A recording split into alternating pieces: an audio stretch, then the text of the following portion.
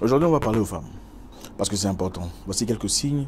Si vous remarquez chez un homme, il est probablement celui qu'il faut épouser, ou probablement matériel de mariage. Numéro 1. Il partage des données sensibles avec vous, c'est-à-dire des histoires personnelles de sa famille, des choses qu'il n'est pas nécessairement obligé de partager avec vous, des histoires de son passé, de sa vie, sa jeunesse, des scandales de sa vie. Enfin, ce n'est pas toujours nécessaire parce que du perspective de l'homme, on ne sait pas toujours si la femme est vraiment la femme qu'il faut. Mais quand un homme commence à partager des choses sensibles, ses défaites, ses erreurs, ses fautes, ses défaillances, ses regrets, c'est très intéressant. La plupart d'hommes, généralement, veulent vous montrer combien ils sont forts, combien ils sont non égalés, combien ils gagnent toujours leur guerre, combien ils sont toujours victorieux à leur bataille. C'est rare de voir une personne souffrir et dire j'ai tel ou tel défaut. Je n'aime pas cette partie de moi. Je n'aime pas le fait que j'ai eu à grandir dans un environnement toxique. Je vis encore avec les douleurs, les éléments de mon passé. C'est précieux. C'est-à-dire que c'est quelqu'un qu'il faudrait considérer dans cet état. C'est une personne qu'il faut probablement considérer quand il s'agit d'un homme, l'homme de la vie. Vous savez, les hommes viennent et partent, les hommes sont différents. Les hommes sont là pour plusieurs choses très différentes. Certains sont là pour s'amuser, en tout cas beaucoup. Laissez-moi vous dire, 95% d'hommes sont là pour s'amuser. 95%. Donc le fait que beaucoup de personnes te suivent, courent après toi, ne veut pas nécessairement dire que tu es génial. Parce que la merde attire aussi beaucoup de mouches. N'est-ce pas? Vous avez remarqué, n'est-ce pas? La pourriture, les cadavres attirent beaucoup de mouches. Maintenant, il faut être assez intelligent pour comprendre la différence entre les abeilles et les mouches. Un homme bien, un homme probablement bon mari, matériel de mariage, c'est une personne qui s'ouvre. Il parle de ses fautes, ses défaillances, ses erreurs, ses regrets, des histoires sensibles de sa famille. Parce qu'il veut aussi voir comment tu vas réagir. Qu'est-ce que tu vas apporter comme contribution mentale, émotionnelle à son souci, à ses inquiétudes. C'est important pour lui d'évaluer ce que tu représentes, s'il te présente un problème. C'est aussi important pour toi de voir une personne souffrir et montrer ses faiblesses auprès de toi. Deuxième point d'un homme, probablement matériel de mariage. C'est une personne qui ne te pousse pas sur le plan physique. Il ne te force pas dans l'intimité. Vous savez, en Afrique, généralement, il faut vous dire la vérité, je sais que vous le savez. En Afrique, généralement, les gens pensent que, voilà, quand il faut entrer en intimité, il y a l'un qui dit non, non, non, non, l'autre force. Non, non, non, l'autre force, et puis finalement, fait semblant de dire, ok, vous savez de quoi je parle, faut pas badiner. Vous dites non, non, non, non, mais en réalité, c'est oui. C'est très immature et très dangereux dans un monde démocratique, un monde équilibré. Parce que après, on ne sait pas si vous dites vraiment non pour le vrai ou vous dites non pour blaguer. Je vous le dis parce que vous savez de quoi je parle. Beaucoup de femmes ici disent non, non, non, mais en réalité, c'est oui. Faut pas faire ces bêtises-là. Que votre non soit un vrai non. Quand c'est non, on sait que c'est non. Pas non, pas on sent autre chose, ce n'est pas bien. Bon, ici on parle maintenant d'un homme qui n'est jamais égoïste, dans le sens où il te force physiquement ou émotionnellement à te coincer dans un milieu d'intimité. C'est-à-dire, il ne pense qu'à lui.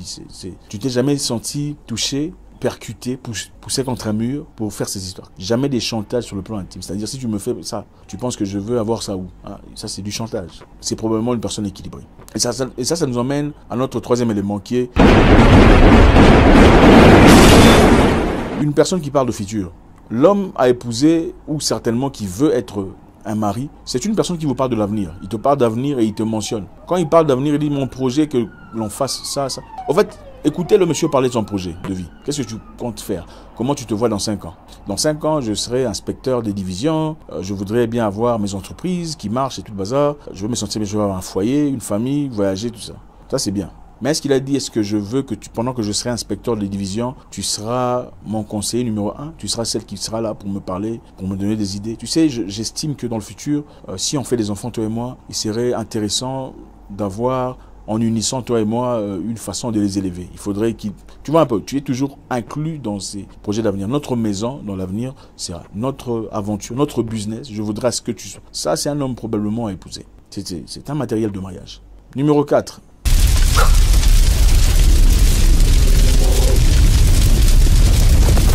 Vous voulez un homme émotionnellement mature, c'est-à-dire une personne qui te voit et ne commence pas à te poser des questions bizarres. C'est qui le monsieur avec qui tu parles? Comment ça se fait que tu n'as pas répondu? Ton téléphone est fermé, pourquoi? Il faut avoir de la maturité émotionnelle. Donc une personne déjà stable en soi-même, à l'aise avec lui-même, il n'a pas peur que tu sois en communication avec qui que ce soit. Ce n'est pas pour dire qu'il faut avoir des amis garçons 50 avec qui tu parles à des heures inappropriées. C'est pour simplement dire qu'une personne assez mature émotionnellement pour comprendre que tu n'iras nulle part parce que c'est un vrai homme. Une personne émotionnellement mature pour comprendre que tu traverses un moment difficile émotionnellement, alors il faut te comprendre. Tu es en train de pleurnicher, de chialer parce que tu es une femme et tu traverses un moment hormonalement compliqué et ce n'est pas permanent. Et que voilà, je connais quelqu'un il y a longtemps qui commençait à se prendre la tête avec sa femme. Il s'est fâché, il a voulu battre sa femme. Sa femme venait d'accoucher. C'est après qu'on lui dira, mais mon frère, est-ce que ce que tu es en train de faire là est bien? C'était à 2 h du matin. Est-ce que tu te rends compte que ta femme a probablement le baby blue? Parce que beaucoup de femmes ont après avoir fait un bébé. Trouble émotionnel.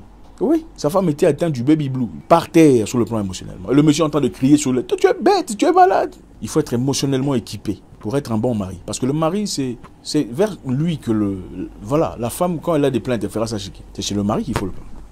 C'est chez son mari qu'elle va se plaindre. Elle n'ira pas se plaindre chez les voisins. Elle ne va pas chialer chez la cousine. C'est auprès de toi qu'elle viendra faire ses bêtises. Il faut comprendre que la femme a ses moments.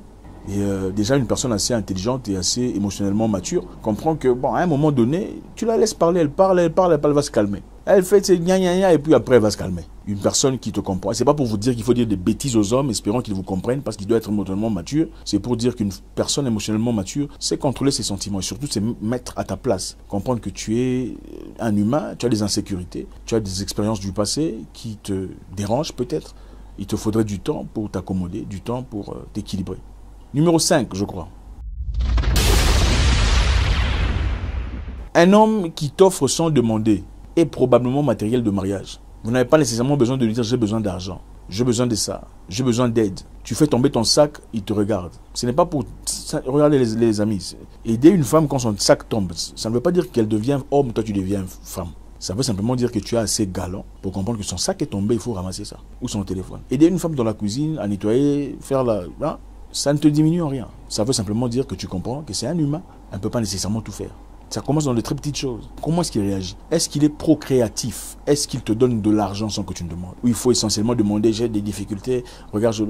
D'accord, je comprends que ce n'est pas un business, ok? Ce n'est pas un établissement de profit. Mais quand quelqu'un t'aime bien, quand quelqu'un pense à toi sur le plan à venir, il veut vraiment de toi comme femme, il commence déjà à s'exercer, n'est-ce pas? Parce que quand tu auras une femme, évidemment, il faudrait lui donner de l'argent, il faudrait l'embellir, il faudrait maquiller, il faudrait, voilà, arroser sa femme, n'est-ce pas? La femme est une fleur. La femme est une fleur. La femme, il faut l'arroser. Si tu n'arroses pas la femme, elle fane. C'est comme ça. C'est aussi simple que ça. Beaucoup de gens regardent les femmes ici dehors et commencent à, voilà, postillonner. Ouh, elle est géniale, tout ça. Mais ne comprennent pas que ça, c'est l'investissement de quelqu'un.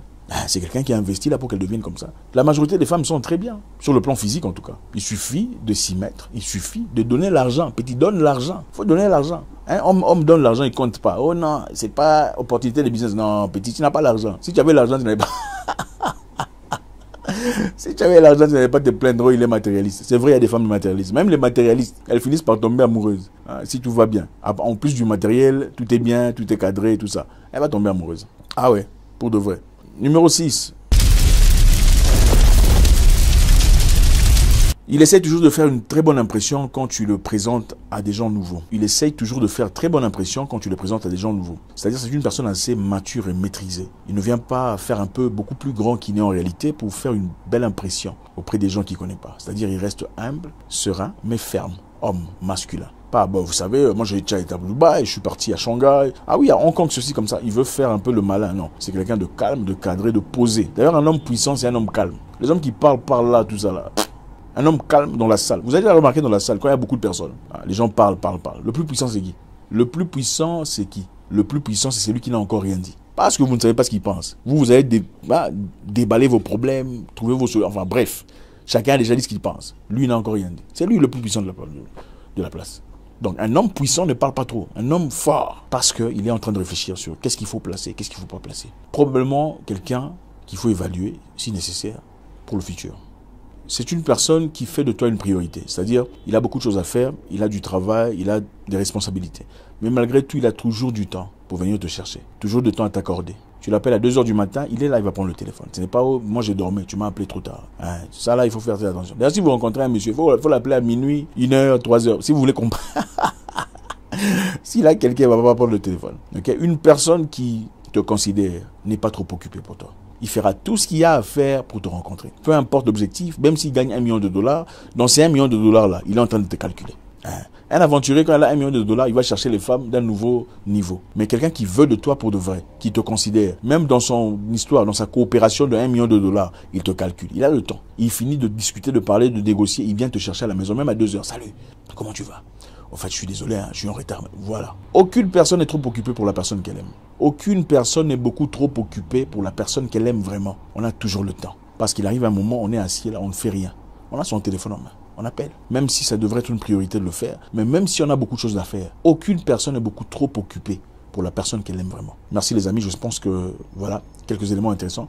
Il y en a plein, il y en a beaucoup. Si vous aimez ça, faites-nous savoir. Je sais que voilà, récemment vous avez dit que je parle qu'aux hommes. On va parler à tout le monde, on est là pour tout le monde, c'est la société, c'est la famille. C'est important de discuter des choses.